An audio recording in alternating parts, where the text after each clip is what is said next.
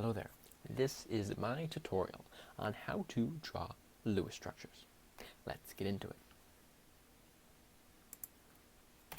Okay, first of all, what are Lewis structures? Well, that's pretty simple. Basically, they are a way of visualizing the bond between elements. They are simple. They use Lewis dot diagrams, which we have seen before, which is a way of visualizing the valence electrons surrounding an element or an atom. So let's start with something simple.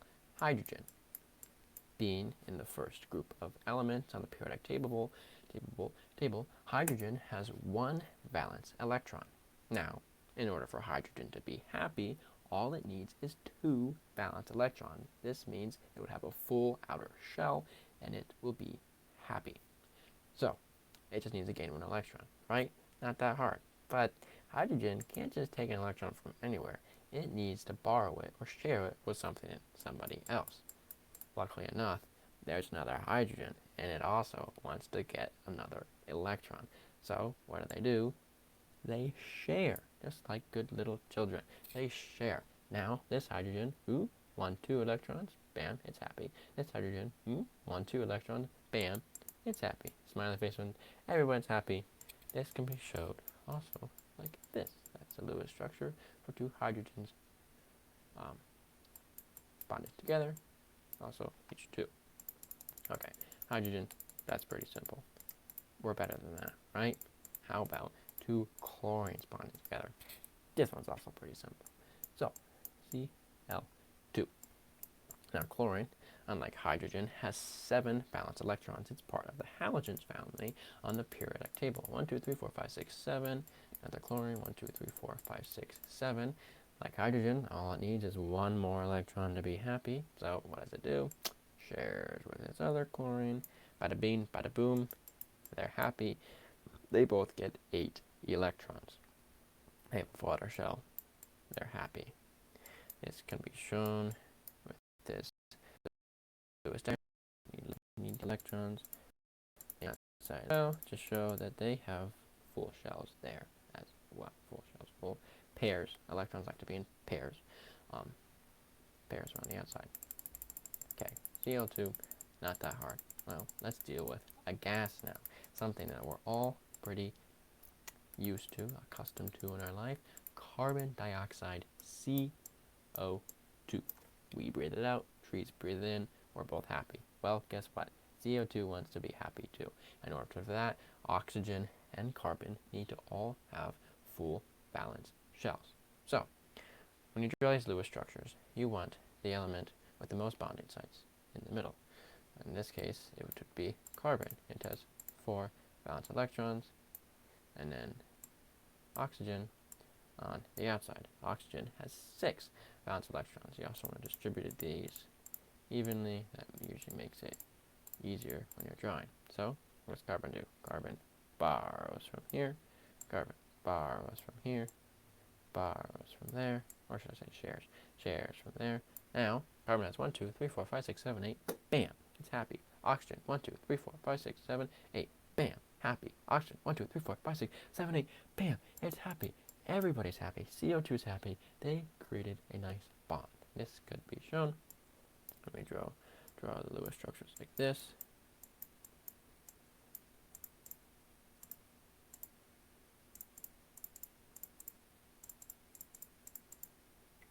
Here we go.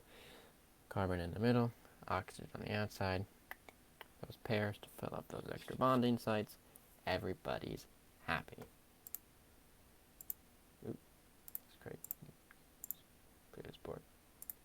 Okay, now let's work with something a little bit more complicated. CH4. Methane. 1 carbon, 4 hydrogens. Once again, we're going to start with carbon in the middle. It has 4 valence electrons, 4 potential bonding sites for the hydrogen. Well, like we learned before, hydrogen has 1 valence electron. So this is pretty simple. All that has to happen is that they just need to share. And now, each of these hydrogen has 2 valence electrons, a full outer shell. It's happy. This carbon, 8 valence electrons, full outer shell, it's happy. Would you look at that? This. So this grouping of atoms, this molecule, this compound, is an example. The shape it forms would be called tetrahedral. Now, in 3D, it doesn't look like this compass rose kind of thing, not northeast, southwest thing, but it's kind of more complicated. It's kind of still things sticking off. You know, I can't draw it on 2D thing. But the Lewis structure, pretty simple. Just looks like a so. CH4 methane. Clear. Okay, let's work with another thing. How about NH3, also known as ammonia, pretty sure. NH3. So, nitrogen, one nitrogen, three hydrogens. Nitrogen has 5 valence electrons. 1, 2, 3, 4, 5. Once again, trying to distribute them evenly. Hydrogen, like we know, has 1. So, we draw it like this. Nitrogen, bam, bam, bam. Sharing with the hydrogen. Nitrogen now has 1, 2, 3, 4, 6, 7, 8. Happy. Hydrogen has 1, 2. It's happy. Everybody's happy. We created a successful bond using this Lewis structure. So, this can be visualized like so, a little bit simpler. And this is what we call a pyramidal shape here. Kind of like a triangle, pyramid, you know what I mean. Good board. Finally, let's do one final compound, one final molecule, something that we're all very used to, something that we all need to survive. Water. Stay hydrated, kids. All right, water, H2O, dihydrogen monoxide. So, oxygen, like we know, has 6 valence electrons. 1, 2, 3, 4, 5, 6. Hydrogen has 1 valence electrons. 1, 1, bam, they share. This seems way too simple. You just draw it like this, right? Like this, right? Well, actually, water's a little wacky.